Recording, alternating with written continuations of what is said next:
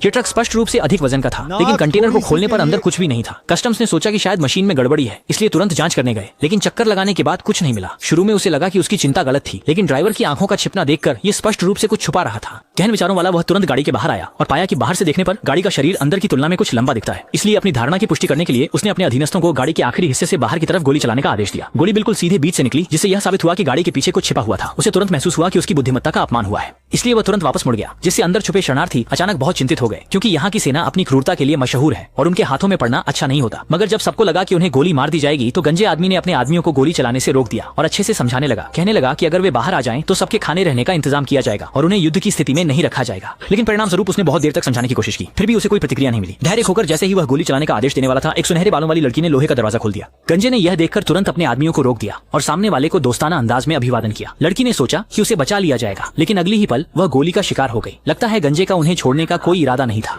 अन्य लोगों का हाल लड़की जैसा ही हुआ, सब गोलीबारी में गिरे। केवल एक गर्भवती महिला भाग्य से मालवाहक पर चढ़ गई और इस तरह बच गई। लेकिन अभी आराम करने का समय नहीं था, क्योंकि वह व्यक्ति सीधे नहीं गया, बल्कि अंदर जांच करने का इरादा किया। तभी एक छोटी कुत्ती अचानक प्रकट हुई। वह ऐसी दिख रही थी मानो अभी जो कुछ हुआ वह उससे संबंधित नहीं था, लेकिन जब उसने मालवाहक में और जीवित बचे देखे तो उसके चेहरे की मुस्कान अचानक रुक गई।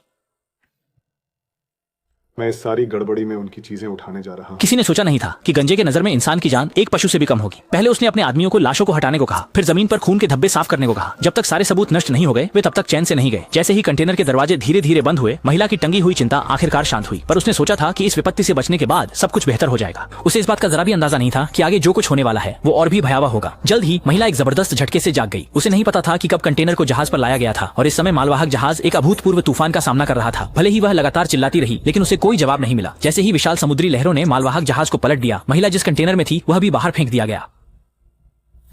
जब वह बेहोशी से जागा तो कंटेनर के अंदर सब बिखरा हुआ था और वह सुनसान समुद्र पर फंसा था। महिला इस सब पर विश्वास नहीं कर पाई। उसने तुरंत मोबाइल उठाकर सहायता के लिए कॉल किया, लेकिन स्क्रीन टूट चुकी थी और फोन सामान्य रूप से काम नहीं कर रहा था। गर्भवती होने के कारण उसकी शारीरिक क्षमता भी कम हो गई थी, लेकिन सबसे बड़ी समस्या थी कंटेनर पर बने गोलियों के छेद, जिससे समुद्र का पानी लगातार अंदर आ रहा था। अगर इसे जल्दी से जल्दी बंद नहीं किया गया तो ये एकमात्र उसका जीवन सहारा भी डूब जाएगा। पेट में पल रहे बच्चे और अपनी सुरक्षा के लिए उसने फुर्ती से आसपास के लकड़ी के बक्से खोले। उम्मीद थी कि उनमें से कुछ उपयोगी उपकरण मिल सकते हैं। जाहिर तौर पर शेल में या तो टीवी थे या हेडफोन और कुछ बिना खोले हुए कपड़े भी थे। हालांकि ये सामान दिखने में साधारण लगे, लेकिन आगे चलकर ये उसके लिए बहुत मददगार साबित होंगे। जब वह असमंजस में था, तभी उसने जमीन पर एक टेप की रोल देखी, जिसे उसने तुरंत उठाया और रिसाव वाली जगह पर चिपका दिया। भले ये तरीका थोड़ा हास्यास्पद लगे, लेकिन कम से कम ये कुछ समुद्री पानी के प्रवेश को कम कर सकता है। लेकिन अभी महिला राहत महसूस भी नहीं कर पाई थी। एक ही सांस में बाहर से एक दर्दनाक चीख सुनाई दी। असल में पास के कंटेनर में कुछ और भी अवैध प्रवासी थे, जो कि किस्मत से बच गए थे। उन्हें कस्टम्स ने नहीं पकड़ा था, लेकिन अधिक वजन की वजह से उनका कंटेनर डूबने लगा था और कुछ ही सेकंड में समुद्र में गायब हो गया। इन लोगों की दुर्दशा देखकर महिला को भी अपना भविष्य दिखने लगा। निराशा में उसने चाकू उठाया और कलाई काटने ही वाली थी, लेकिन पेट में पल रहे बच्चे का ख्याल आते ही उसे फिर से मजबूत बनना पड़ा। हालांकि गर्भावस्था के कारण उसका शरीर अब पहले जैसा नहीं रहा।